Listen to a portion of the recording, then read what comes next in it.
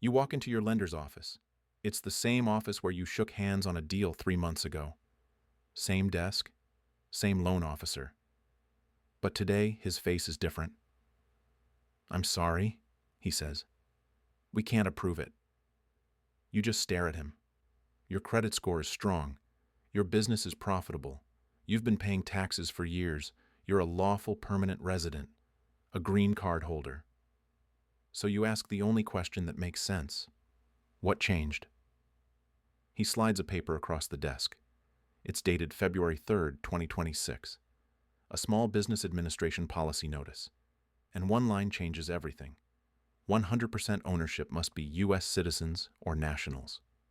Then he says the words that make your stomach drop. You have about 20 days. After March 1st, your green card won't qualify under this SBA rule. Right now, a lot of business owners are panicking. They're calling lawyers. They're trying to restructure ownership in 2 weeks. Some are giving up.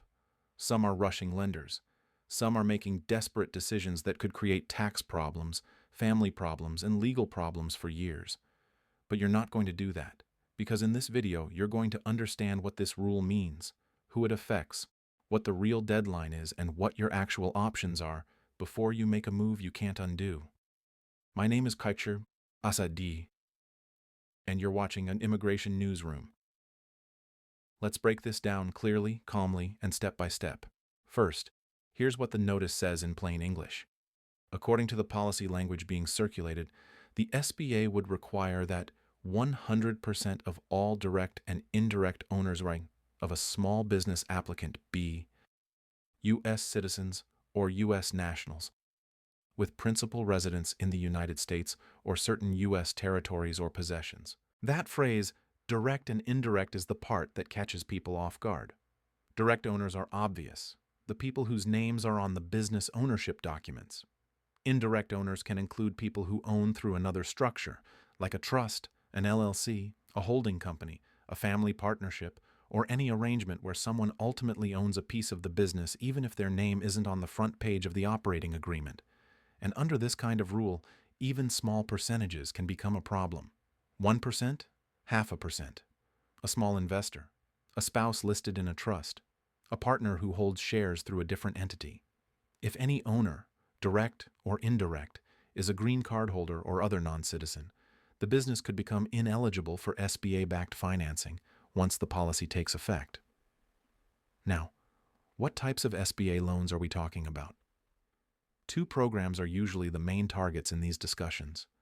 SBA 7A loans, commonly used for working capital, equipment, purchasing a business, or refinancing eligible debt, up to $5 million in many cases.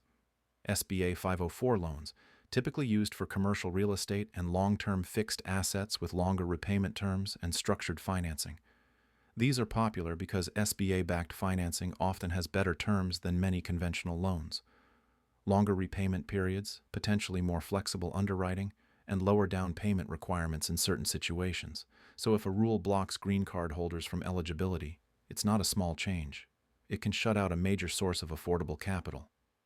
Now let's talk about what makes this situation even more stressful: the timeline. The way it's being described is fast. A notice dated February 3rd, 2026, an effective date of March 1st, 2026. That gives many borrowers only weeks to react, weeks to rush approvals, weeks to restructure ownership, or weeks to find a completely different financing route. Whether you agree with the policy or not, the speed is what creates the crisis. Now here's the next question. Who needs to worry immediately? There are 4 main groups. Group 1. You already applied for an SBA loan and it's in progress. If this rule is applied the way it's being described, the key word is not submitted. The key word is approved. A lot of people think, I submitted before the deadline, so I'm safe. But SBA lending doesn't work like a simple online form. There's underwriting, document review, lender processes, and SBA authorization. If your lender says you need an SBA loan number and final authorization before March 1st, then in process may not be enough. So if you're in this group, you need to call your lender immediately and ask 3 direct questions. Do we already have an SBA loan number or authorization in the system? Is full approval realistic before March 1st? If not, What conventional alternatives can your bank offer right now? And I want to be honest. Many SBA loans take 30 to 90 days, sometimes longer, so depending on where you are in the process, rushing may or may not be realistic. Group 2. You plan to apply soon but haven't submitted. If the rule becomes effective March 1st and requires 100% U.S. citizen or national ownership, then waiting is not a strategy. You're either rushing and restructuring, or you're pivoting to alternatives immediately. Group 3. You already have an SBA loan. If you already closed and your loan is in place, most policy changes like this usually do not retroactively cancel existing loans. In general, you keep making payments and you follow your loan agreement. But you still need to pay attention to one thing: future ownership changes. Even if your existing loan isn't affected today, future changes, adding owners, transferring equity, bringing in investors, could trigger compliance requirements under your loan covenants or SBA rules. So if you already have an SBA loan, the right move is, don't panic, but do not change ownership casually without checking the consequences first. Group 4. You're a green card holder business owner with no SBA loan and no plan to apply. This doesn't hit you today, but it signals a direction you should watch, because eligibility rules can spread into other programs over time, and it can affect your long-term financing options. Now let's talk about the why, because understanding the logic helps you predict what might come next.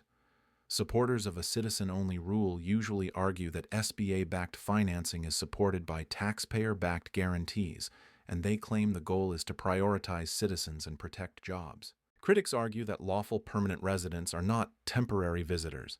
They live here, pay taxes, build companies, hire workers, and contribute to local economies. They also point out that immigrant-owned businesses are a major part of the U.S. economy. Those arguments will continue politically. But as a business owner, your job isn't to debate. It's to survive the policy environment and protect your company. So let's get to the most important part. What can you do? If you have a pending SBA application, your realistic options usually fall into 3 buckets. Option 1. Try to rush the approval before the effective date.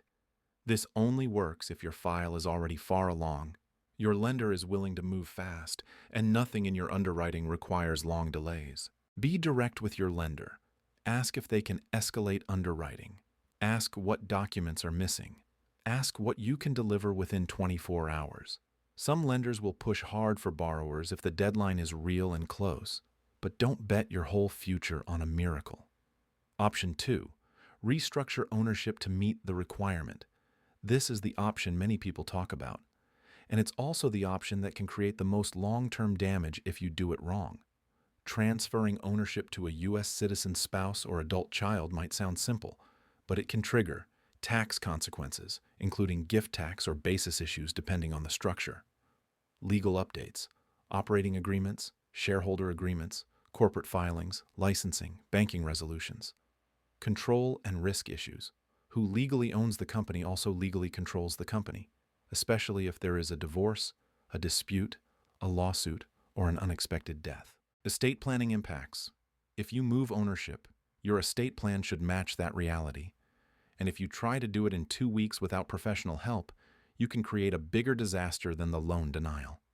So if you are considering ownership restructuring, do not do it based on WhatsApp advice or a friend's opinion. Speak to a business attorney and a tax professional first. And if your immigration situation is complicated, ask an immigration attorney whether the ownership change could affect any future immigration filings. Option 3, pivot to alternative financing. For many green card holders, this will be the real answer. So let's talk about the alternatives and the truth about them. Conventional bank loans. These are regular business loans without an SBA guarantee. They can work well if you have strong financials, collateral, and time in business, but they often require higher down payments, stronger debt service coverage, and may come with stricter terms. CDFIs, Community Development Financial Institutions. These are mission-driven lenders that often work with underserved communities and borrowers who don't fit the traditional bank box. Eligibility and terms vary, but many CDFIs offer competitive rates and more flexible underwriting than typical banks. They can be a strong path if SBA financing becomes unavailable. Online lenders. These can be fast but often expensive. Some businesses use them to bridge short-term cash flow needs, but the interest rates can be high. If you go this route, read the terms carefully, understand total cost of capital, and don't let speed turn into a long-term trap. Invoice factoring. If your business has receivables, customers who owe you money, factoring can provide cash quickly based on invoices. It's not always cheap, but it is sometimes easier than a traditional loan because the underwriting focuses on the customer's ability to pay. Equipment financing. If you're buying equipment, equipment loans can be easier because the equipment itself is collateral. Terms vary by lender and industry. Now here's your step-by-step action plan. Don't guess. Do this in order. Step 1. Identify which group you're in. Are you already in an SBA application process? Already approved? Already funded? Or planning to apply? Step 2. If you have a pending SBA application, contact your lender immediately. Ask whether you have an SBA loan number or authorization and whether approval before March 1st is realistic. If it's not realistic, ask for conventional options and referrals. Step 3. If you're considering restructuring ownership, consult professionals first. Business attorney, tax professional, and in some cases, immigration counsel. Do not do quick transfers without understanding consequences. Step 4. If SBA financing is no longer an option, build a financing backup stack. Talk to at least one conventional bank, at least one CDFI, and at least one alternative lender. Compare rates, terms, personal guarantees, collateral requirements, and funding time. Don't take the first offer out of panic. Step 5. Document everything. Keep records of your application timeline, lender emails, policy notices, ownership structure, and decisions. If rules are challenged later or modified again, documentation can protect you. Now I want to add one long-term point, because even though this video is about an SBA policy shift, the bigger lesson is about stability. If you're a green card holder running a business, consider your long-term risk exposure. Are you eligible for U.S. citizenship soon? If yes, citizenship can reduce vulnerability to policy shifts that treat non-citizens differently. Are you relying on one funding source? Diversify relationships with lenders now, before you need money. Do you have clean corporate records and clear ownership documentation? If not, fix it before the next crisis. Now, I need to say this clearly. Don't make emotional decisions. I understand why this feels unfair. I understand why it feels like the rules changed mid-game. But panic restructuring can create tax bills you didn't expect. Panic borrowing can put your company into a debt spiral. Panic decisions can damage your family relationships. You don't need panic. You need a plan. If you already have an SBA loan, keep making payments and don't change ownership casually. If you're in process, move fast and get answers from your lender. If you were planning to apply, pivot now and explore alternatives. And if you know another green card holder who owns a business, share this with them, because many people won't hear about policy changes until a lender says denied, and by then it's too late. My name is Assad, and this is Immigration Newsroom. If you want updates that connect immigration status with real-life issues like business ownership, financing, travel, and documentation, subscribe and turn on notifications, because policies shift fast, and being early is the difference between adapting and getting crushed. Important disclaimer. This is general information, not legal or financial advice. Policies can change and may be interpreted differently by lenders. Always verify with official SBA guidance, your lender, and qualified attorneys or tax professionals before taking action.